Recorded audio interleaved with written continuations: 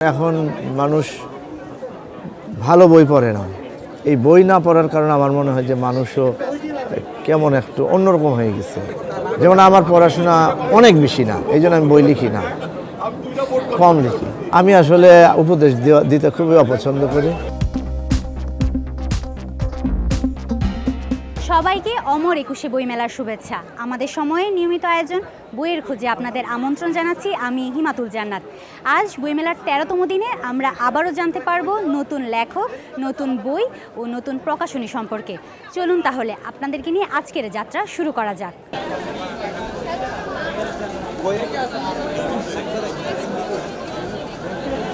এটা হলো ৩টা নাটক, কিন্তু গল্প আমি সংলাপ আকারে ৩টা নাটক লিখেছি। একটা হলো হাউমাউ খাও, একটা হচ্ছে হাঁটাও কোম্পানি, আর একটা হচ্ছে দুধের মাছি। এই ৩টা নাটক নিয়ে একটা বই, এবং হাউমাউ খাওটাই আসলে মূলত বড় একটা নাটক, যেটা মানুষ এবং ভূতের দ্বন্দ্ব, এটা নিয়ে একটা মজার গল্প।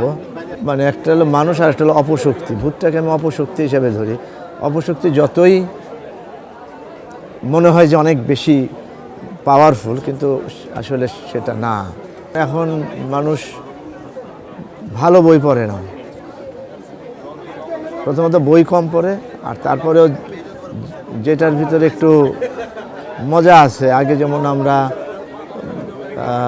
আখতারুজ্জামান ইলিয়াস, সৈয়দ শামসুল হক, বা কবিতা আল মাহমুদ, শামসুর রহমান, নির্মলেন্দু গুণ, এখন কবিতার বই তো এটা আমার পর্যবেক্ষণে পড়েই না। এখন কবিতাই যদি না পড়ি, গল্পই যদি না পড়ি, তাহলে মানুষের তো আসলে উৎকর্ষতা সাধন হয় না। বই পড়াটা হলো মানুষের মানবিক যে বিষয়টা, সেইটাকে মানে অনেক শার্প করে, বিবেকবান করে। এবং আমরা হইতেছি এই বই না পড়ার কারণে আমার মনে হয় যে মানুষও কেমন একটু অন্যরকম হয়ে গেছে। লেখকদের উদ্দেশ্য কি বলবো, লেখকরা, আমি বলবো যে লিখতে হলে অনেক পড়াশোনা করতে হয়, অনেক লেখার জন্য অনেক জানতে হয়, তাইলে আমি একটা নতুন উদ্ভাবন করতে পারবো, নতুন একটা গল্প লিখতে পারবো। তো এই জন্য লেখকদের আমি একটা জিনিস বলবো যে পড়াশোনা করে লিখতে হবে। যেমন আমার পড়াশোনা অনেক বেশি না, এই জন্য আমি বই লিখি না, কম লিখি। কারণ আমি জানি যে আমার যে পড়াশোনা, সেই পড়াশোনা দিয়ে অনেক বেশি ভালো কিছু লিখতে পারবো না। ওনার মৃত্যুর আগে নুহাশপল্লীতে একদিন বলছিল, তখন উনি অসুস্থ ছিলেন, আমার বলছে যে দেখো, এই যে একটা কচ্ছপ 400 বছর বাঁচে, আর একটা মানুষ 70, 80, 90-তে মরে যায়। মানুষের জীবনটা যে আর একটু বেশি থাকতো, আরও অনেক কর্ম করে যেতে পারতো। এই বইমেলা হবে, বাংলা একাডেমিতে উৎসব হবে, আমি থাকবো না, এটা কি ভাবা যায় বলো?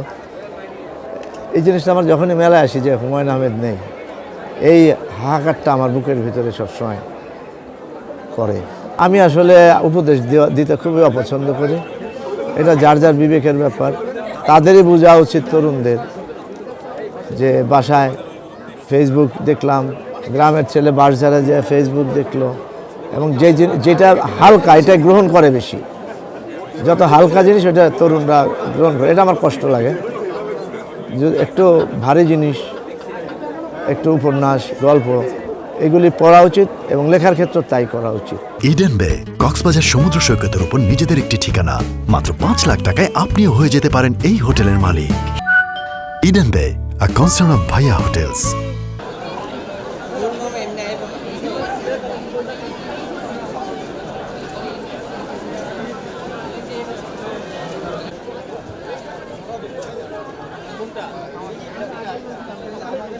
আসলে আমাদের যে সময়টা, আমরা যখন স্টুডেন্ট ছিলাম, তরুণ ছিলাম, এই জুলাই যেরকম এখন একটা সময় একটা বিপ্লব হয়েছে, তারুণ্যের যে উচ্ছ্বাস, আমরা যখন কিশোর ছিলাম তখন 90-এর একটি গণ আন্দোলন ছিল ব্যাপক হারে। তো আমরা তো ছোট ছিলাম, তো আমাদের যারা বড় ভাই, তাদেরকে দেখতাম যে তারা আসলে আন্দোলনের সাথে সম্পৃক্ত, এবং তারা বিভিন্ন রকম সাহিত্য সাংস্কৃতিক অঙ্গনের সাথে, এবং যে তাদের যে মনের যে ইয়েটা এবং উদ্বেলিত এবং উচ্ছ্বাসটা, তারা দেখা যায় যে কেউ যেমন আন্দোলনের মাধ্যমে এই তাদের এটা ধারণ করছে, কেউ আবার সাংস্কৃতিক। তো তখন থেকে আসলে আমাদের এই জিনিসটি আসলে ঘেঁটে যায়। তো আমি মূলত সপ্তম থেকে অষ্টম শ্রেণীতে যখন পড়ি, তারও আগে আমি ছড়া লিখতাম, ছবি আঁকাআঁকি করতাম। তো মূলত আমি যখন সপ্তম থেকে অষ্টম শ্রেণীতে পড়ি, তখন থেকে মোটামুটি আমি তখনকার থেকে আমি, এখন তো আসলে অনলাইনে আসছে, সাহিত্যে বা প্রচার হওয়া খুব সহজ, তখন আমরা পত্রপত্রিকার উপরেই নির্ভর ছিলাম।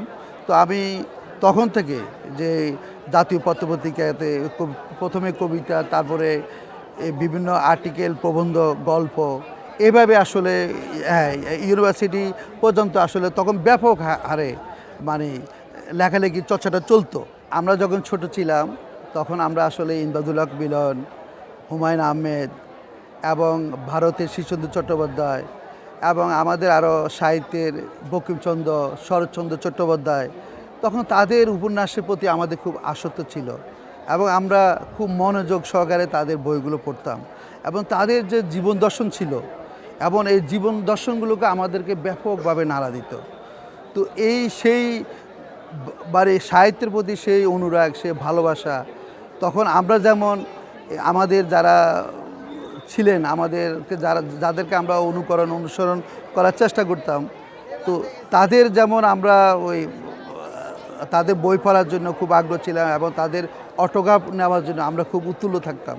এখন যখন আমাদের নিজস্ব পাঠক শ্রেণী তৈরি হয়েছে এবং আমাদের থেকে বই সংগ্রহ করে আমাদের থেকে অটোগ্রাফ নিতে চায়, তখন আমাদের থেকে কিন্তু এখন ব্যাপক আমাদের খুব আনন্দ লাগে, ভালো লাগে।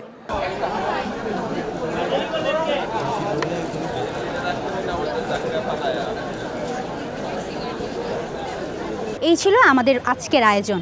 আজকে আমরা গল্প করেছি জনপ্রিয় লেখকদের সাথে, শুনেছি তাদের লেখা নতুন বইগুলো নিয়ে। বইমেলা সম্পর্কে আরও জানতে চোখ রাখুন আমাদের সময়ে।